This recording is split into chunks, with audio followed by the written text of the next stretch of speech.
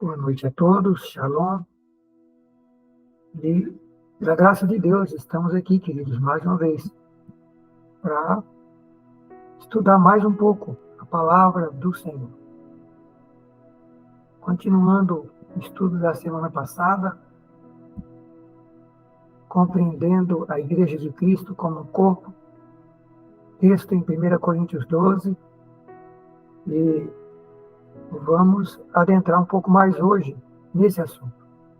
Na semana passada já começamos examinando, lendo e compartilhando algumas coisas do texto, e hoje vamos extrair mais algumas coisas do apóstolo Paulo ao escrever esse tema tão importante, comparando a Igreja de Cristo como um corpo.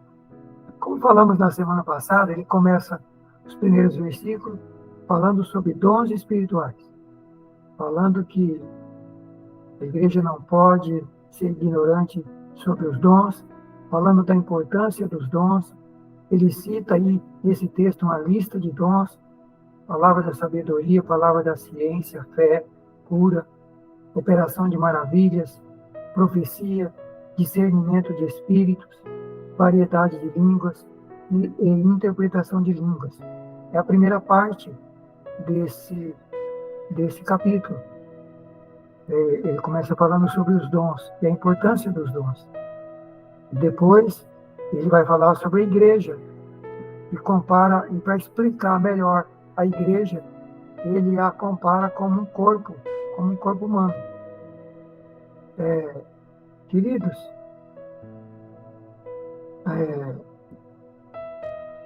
tem algumas coisas aqui ainda sobre dons que eu gostaria de falar rapidamente com vocês, para a gente retornar, aprofundar um pouco mais no estudo da igreja como corpo.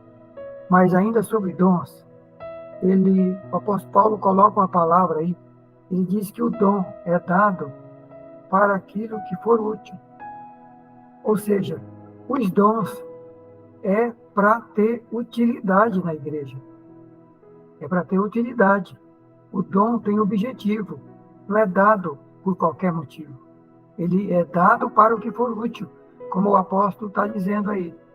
Ou seja, os dons, eles têm objetivo, têm utilidade, têm finalidade, têm uso, têm serventia e têm aproveitamento. Tudo isso são significados de útil.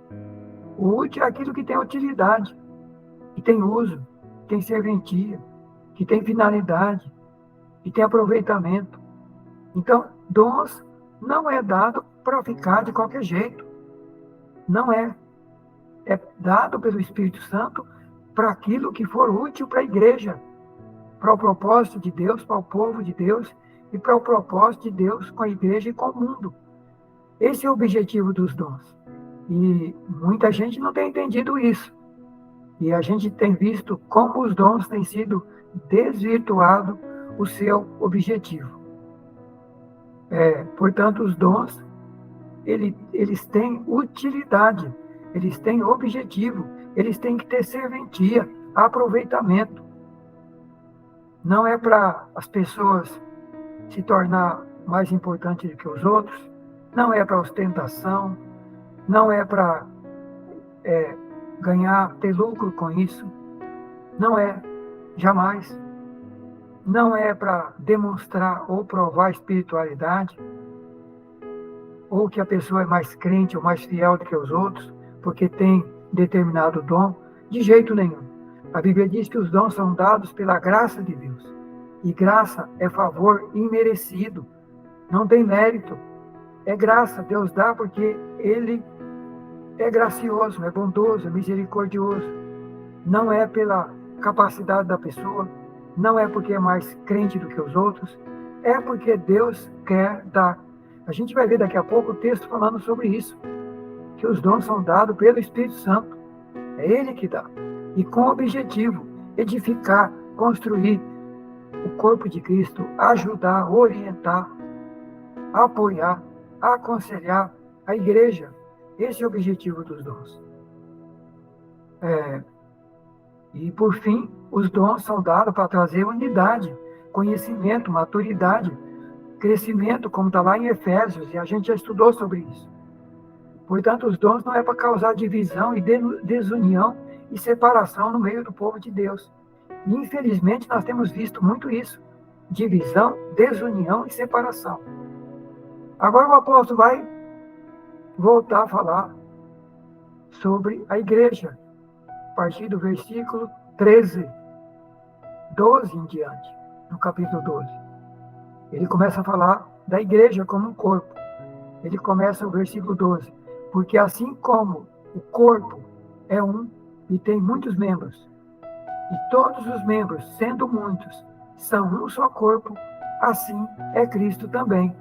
Porque todos nós fomos batizados em um espírito, formando um corpo, quer judeus, quer gregos, quer servos, quer livres, todos temos bebido de um espírito. Aqui o apóstolo começa falando da igreja como um corpo, e ele diz, aqui tem uma coisa muito interessante que nós precisamos prestar atenção. Ele fala de um só corpo, assim como o corpo é um. Portanto, o corpo de Cristo, se o corpo humano é um só, embora tenha muitos membros, e se o corpo de Cristo é comparado ao corpo humano, então o corpo de Cristo é único também. Ele é único, mas ao mesmo tempo tem muitos membros. Mas, embora tenha muitos membros, eles, ou seja, todos esses membros, formam um só corpo. Olha que coisa impressionante.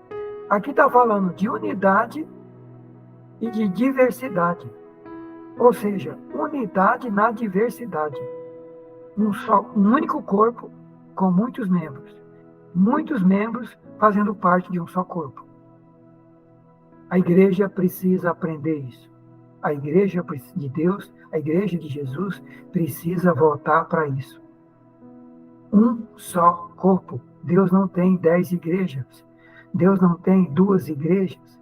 Deus não tem 3 igrejas. Deus tem uma única igreja, porque é um só corpo. Agora, esse corpo tem muitos membros, mas corpo é um só. Membros são muitos. Membros são muitos. E esses membros formam um só corpo. Ou seja, unidade na diversidade. Diversidade porque são muitos membros, são diversos membros. Mas o corpo é único. Portanto, a outra lição é que nenhum membro é o corpo. Não tem um membro que forma o corpo. O corpo é o conjunto de todos os membros. Portanto, a Igreja de Cristo não tem alguém que é um corpo. Não tem. A de Cristo, não. Há igrejas humanas que parece que ela é fundada, ela é alicerçada sobre uma pessoa. Dá a impressão que aquela pessoa é o corpo. Aquela pessoa é a igreja. Até as pessoas falam, a igreja do pastor fulano, a igreja do bispo ciclano, a igreja do apóstolo Beltrano.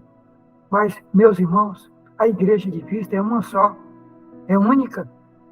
A igreja é única. Agora, esse corpo tem muitos membros, mas esses membros precisam compreender que eles fazem parte de um só corpo, que é o corpo de Cristo. Vamos ver o texto.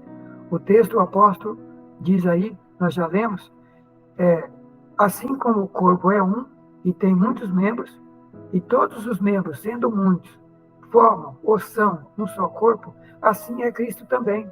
Assim é Cristo e a sua igreja. Pois todos nós fomos batizados em um espírito, formando um corpo, quer judeu, quer grego, quer servo, quer seja livre, quer seja pobre, rico, culto, não culto, pouco culto. Todos temos bebido de um espírito. Porque também o corpo não é um só membro. Porque também o corpo não é um só membro, mas muitos. Esse corpo não é um só membro. Não pode alguém ostentar, achar que ele sozinho é o corpo de Cristo. Ele sozinho é a igreja de Cristo. Não, o corpo não é um só membro. O corpo é o conjunto de todos os membros. Então, o corpo de Cristo é o conjunto, é a união de todos os membros, de todo o povo de Deus. E aí o apóstolo diz, se o pé disser, porque não sou mão, por isso deixa de ser do corpo, não será por isso do corpo? Se a orelha disser, porque não sou olho, não sou do corpo, não será por isso do corpo? Ora, se todo o corpo fosse olho, onde estaria o ouvido? E se todo o corpo fosse ouvido, onde estaria o olfato? Mas agora, Deus colocou os membros no corpo, cada um deles como Ele quis. Então, esse corpo de Cristo, que é a igreja, os membros, que são muitos, são todo o povo de Deus no planeta, em toda a história, fazem parte do corpo de Cristo. São muitos, mas quem que colocou esses membros no corpo? O próprio Deus. Fomos batizados em um só Espírito, formando um corpo. Quando a pessoa se converte, é colocada no corpo de Cristo pelo Espírito Santo e forma um corpo. Não importa a nação, não importa a condição social, não importa se aceitou a Cristo, se entregou a vida para Cristo, se nasceu de novo, foi colocado no corpo de Cristo, faz parte da igreja de Cristo. E quem coloca? Deus. É o que está escrito aqui. Deus colocou os membros no corpo, cada um deles como quis. Então, esses membros com diversas funções, com diversas capacidades, cada um diferente do outro, é colocado no corpo como Deus quer. Como Deus quer. E aí o apóstolo está dizendo, se todos fossem um só membro, onde estaria o corpo? Assim, pois, há muitos membros, mas um só corpo. Então, queridos, essa primeira parte aqui fala de um assunto muito relevante. Um só corpo com muitos membros. Muitos membros fazendo parte de um só corpo. Isso significa unidade na diversidade. Somos diferentes? Somos. Cada uma pessoa da igreja é diferente da outra? Sim, é diferente, mas fazemos parte de um só corpo. Portanto, unidade na diversidade. Outra coisa que esse texto traz para nós é que o povo de Deus que é colocado no corpo de Cristo, os membros do corpo de Cristo, quem faz parte da igreja do Senhor, não é chamado apenas para ser servido, não é chamado apenas para receber bênçãos, não é chamado apenas para vir na igreja buscar, não é colocado no corpo para servir também. O corpo humano, os nossos membros no corpo humano, eles estão ali servindo e também sendo servidos, porque eles só existem porque tem outros membros trabalhando no corpo para que o corpo inteiro funcione e produza vida e tudo que cada membro precisa. É o corpo inteiro funcionando que produz todos os nutrientes, tudo que cada célula, cada membro do corpo precisa. Portanto, cada membro do corpo está produzindo, está fazendo a sua parte, está produzindo para o corpo e no corpo, e está recebendo também no corpo de outras pessoas. Portanto, é um conjunto aonde se doa e se recebe. Não é um lugar de apenas se receber, não é lugar de apenas buscar. Não é. E como que isso tem sido invertido? Quantos que fazem da igreja o seu lugar de buscar, de receber? Gente que só vem buscar, é só o meu reino, não se preocupa com o corpo, não se preocupa com o reino de Deus, não se preocupa com os outros. Mas a igreja não é lugar de ser servido apenas, é lugar de receber, mas é lugar também de dar, de doar, de se entregar, de servir. Imagina se os membros do nosso corpo só pensassem neles. Imagina se cada membro do nosso corpo só pensasse nele e não pensasse no conjunto. Fala, não, eu não vou produzir porque tem alguém que não está produzindo. Não, o nosso corpo ele é perfeito. Todos os membros trabalham, todos os membros funcionam, cada um faz a sua parte, cada um sabe aonde está, qual é a sua função, qual é a sua parte e atua para isso. Atua para isso. Agora imagina se o membro do nosso corpo parasse de funcionar porque tem outro que ele acha que não está funcionando. Ou se fosse um membro do corpo que só vou fazer para mim. Não é assim o nosso corpo. E é isso que a Bíblia, e é isso que Deus está querendo que a gente entenda. Que no corpo de Cristo, assim como um corpo humano, os membros todos trabalham para o bem comum, assim também a igreja de Cristo. Nós não podemos ser egoístas de pensar somente em nós, de buscar para nós, de orar para nós, de fazer o que tem que ser feito apenas para nós. Nós temos que entender que estamos no corpo para servir, para ministrar, para levar aos outros. Portanto, a igreja local não é local apenas de busca, local de receber, mas de dar, de doar. Não é venha o nosso reino. Na oração, Jesus ensinou, é venha o teu reino. Não é venha o nosso reino, a oração. A oração é venha o teu reino. É o reino de Deus e não o nosso. Não é o reino dos homens. Não é o reino dos homens. Não estamos aqui para construir o reino de homens. Estamos aqui para construir o reino de Deus. Portanto, queridos, já começa essa visão que o apóstolo começa passando do que é o corpo, da unidade na diversidade e da importância de compreendermos que não estamos apenas para ser servido, mas para servir. Aliás, assim como no corpo humano, os membros, cada membro serve porque ele precisa ser servido, ao mesmo tempo, quando ele está servindo, está trabalhando, ele está servindo e recebendo o que o outro está fazendo. Porque se algum membro do corpo parar, ou se o corpo parar, todos os membros vão sucumbir. Os membros do nosso corpo só existem, só têm vida e têm existência, porque todos os membros estão trabalhando. A vida de todo mundo depende do trabalho de todo mundo. A existência de todo o corpo, de todos os membros do corpo, depende da ação e do trabalho de todos os membros. Agora, imagina se não tivermos consciência como igreja, o que vai acontecer. E o que tem acontecido na igreja por falta de entendimento dessa visão. Agora, queridos, esse assunto, esse texto, passa então a visão de unidade, que é um só corpo e não vários corpos, todos trabalhando para o conjunto, para o bem comum do corpo, e não por interesse, para beneficiar a si próprio ou a seu grupo. É unidade, embora seja muitos, seja diversos. Então, a primeira coisa que aprendemos é a unidade. Não é o bem particular, é o bem comum. A igreja existe para trabalhar pelo reino de Deus, pelo povo de Deus, e não apenas para um grupo. Segunda coisa que o texto ensina, diversidade. Muitos membros com funções diferentes, com dons diferentes, com características diferentes, mas cada um sabe a sua função, sabe o local que está no corpo, e assim como no corpo humano, os membros trabalham incansavelmente.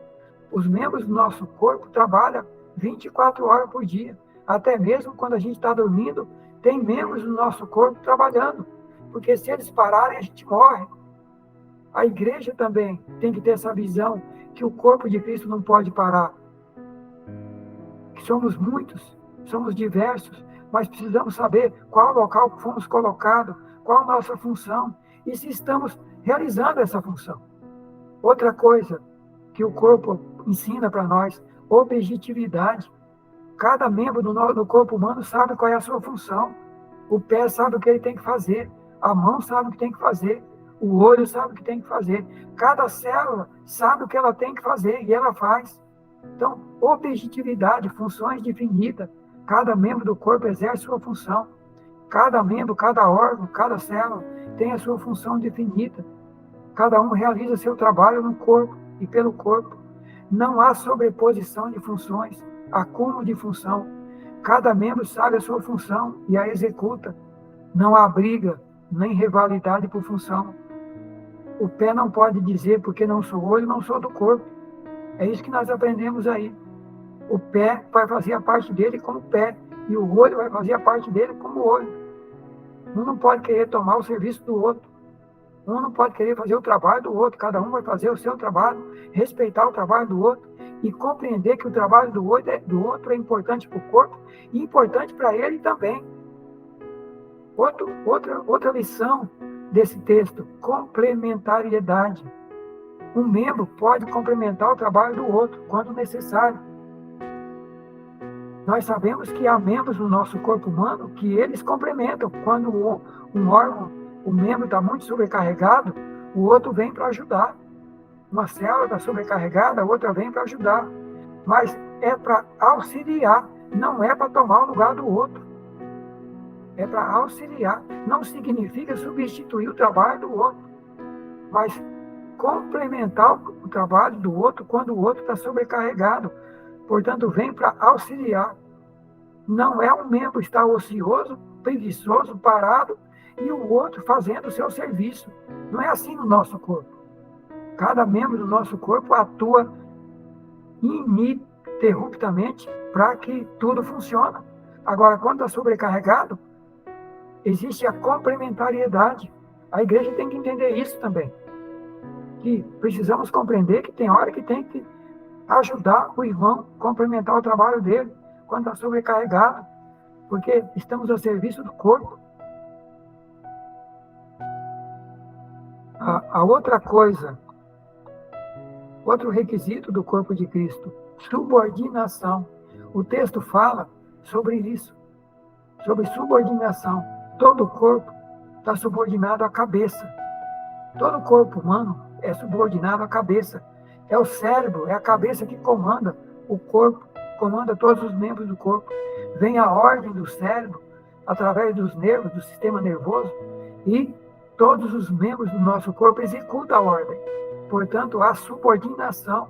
E nenhum membro do nosso corpo desobedece, ou fica dizendo, não, eu não vou executar porque o outro não está executando. Não, imagina se um pé fosse falar, não, eu não vou andar porque o outro não está andando. Não é assim que funciona. O membro só não executa, ele só não funciona, não executa, quando ele está inválido, quando ele sofreu uma lesão e ficou com sequela, incapacitante. Aí ele não funciona. Mas se ele está normal, ele tem que funcionar. E ele tem que estar subordinado. E ele tem que executar a ordem da cabeça. E no caso da igreja, a cabeça é Cristo. A cabeça é Cristo. A cabeça é Jesus Cristo. Então, queridos, nenhum membro do nosso corpo fica questionando a ordem dada, não espera que o outro faça a sua tarefa. Ele não pode dizer, estou cansado e não vou realizar o comando, vou deixar o outro realizar. Isso não acontece no corpo humano. Não, simplesmente, se o comando é para andar, o pé vai andar. E os demais órgãos envolvidos nisso. Então, se a cabeça do corpo da igreja é Cristo, a pergunta é, os membros do corpo de Cristo têm sido obedientes ao comando do Senhor? Temos obedecido de forma incondicional suas ordens? Ou estamos imputando aos outros o serviço e negligenciando a nossa tarefa e a nossa missão? Não podemos ser servo negligente. Jesus Cristo ensinou muito sobre negligência espiritual. Ele contou várias parábolas para ensinar sobre o servo negligente. Por exemplo, a mais conhecida dos talentos, em Mateus 25, versículo 14 a 30. Nessa parábola, Jesus fala que o Senhor ali veio e distribuiu tarefas para os servos, conforme a capacidade de cada um. Um talento para outro, 2 para outro, 5 para o outro, 10 para o outro. Distribuiu tarefas, talentos. E a Bíblia diz que um dia o Senhor vai voltar para prestar conta do trabalho, da missão, da tarefa que deu a cada um. E Deus não quer que alguém devolva o talento do mesmo jeito que recebeu. Deus não aceita talento sem aumento. Deus não aceita talento dado sem acréscimo, sem aumento, sem multiplicação. Está lá na parábola dos talentos. O servo negligente falou, não vou trabalhar não, só recebi um talento. Não recebi pouco, não vou fazer nada não. E pegou e enterrou o talento. Cavou um buraco e enterrou o talento. A Bíblia diz lá, está lá a repreensão. O que acontece com o servo negligente? Está lá o ensino de Jesus sobre isso. Lançado nas trevas exteriores. Então, queridos, precisamos ter essa visão, consciência de que somos colocados no corpo de Cristo com uma missão. Cada um de nós temos uma tarefa, temos uma missão. Deus deu talentos para cada um. E a pergunta é, o que estamos fazendo? O que estamos fazendo? Estamos sendo servos fiéis ou servos negligentes? Como é que estamos? Outra coisa que esse texto ensina, interdependência. Os membros precisam um dos outros. Lá está escrito assim, que se um membro sofre, os outros sofrem também. É igual o corpo humano. Quando um membro nosso está lesionado, está com dor, todo o nosso corpo sente dor. Todo o nosso corpo sente dor. Versículo 21.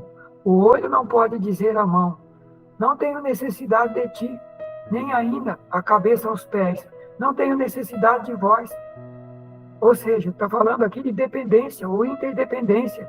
Precisamos entender que precisamos de demais membros do corpo de Cristo, do mais humilde, do mais simples ao mais importante. Todos nós precisamos uns dos outros. Todos nós fazemos parte do corpo e precisamos do auxílio e da colaboração do outro membro para poder fazer a nossa missão. Então, é o que diz a Bíblia aqui. O olho não pode dizer para a mão, eu não preciso de ti. E nem a cabeça aos pés, não tenho necessidade de vós. Ou seja, a cabeça não pode dizer para o pé que não precisa, porque é o pé que carrega o corpo inteiro. Nós comentamos isso na semana passada. Os membros do corpo que parecem ser os mais fracos e os mais insignificantes são os mais necessários. Os que reputamos serem os menos honrosos no corpo, a esse honramos muito mais. Assim é o corpo humano, né? Os membros menos honrosos é os que a gente honra mais. Por que a gente coloca sapato no pé? Para honrá-lo. Porque senão ele ficaria muito esquisito. O corpo todo vestido e o pé descalço. Então a gente honra o pé com sapato bonito. E assim outros órgãos do nosso corpo. Assim a Bíblia diz que Deus faz com a igreja. Porque os que em nós são mais nobres, e os que reputamos, versículo 23, os que reputamos serem menos honrosos no corpo, a esses honramos muito mais. E aos que em nós são menos honrosos, damos muito mais honra. Porque os que em nós são mais nobres não têm necessidade disso. Mas Deus assim formou o corpo, dando mais honra ao que tinha falta dela, para que não haja divisão no corpo. Antes, tenham os membros igual cuidado uns dos outros, de maneira que se um membro padece, todos os membros padecem com ele. Se um membro é honrado, todos os membros se regozijam ou são honrados com ele. Ora, vós sois o corpo de Cristo, e os seus membros em particular. Queridos, então a gente extrai desse texto hoje essas características que nós vimos aqui. Essas características que nós vimos aqui. Unidade, diversidade, objetividade, complementariedade, subordinação e honra. Interdependência e honra. E a pergunta é, como é que nós estamos funcionando como corpo de Cristo? Esses princípios, esses fundamentos, esses requisitos que a gente vê no corpo humano e que a Igreja de Cristo precisa possuir, estamos tendo, estamos demonstrando, estamos evidenciando, está funcionando em nós? É uma pergunta para ser avaliada e ser respondida por cada um de nós. Estamos na igreja apenas para ser servido? Apenas para receber? Apenas para dar? Apenas para buscar?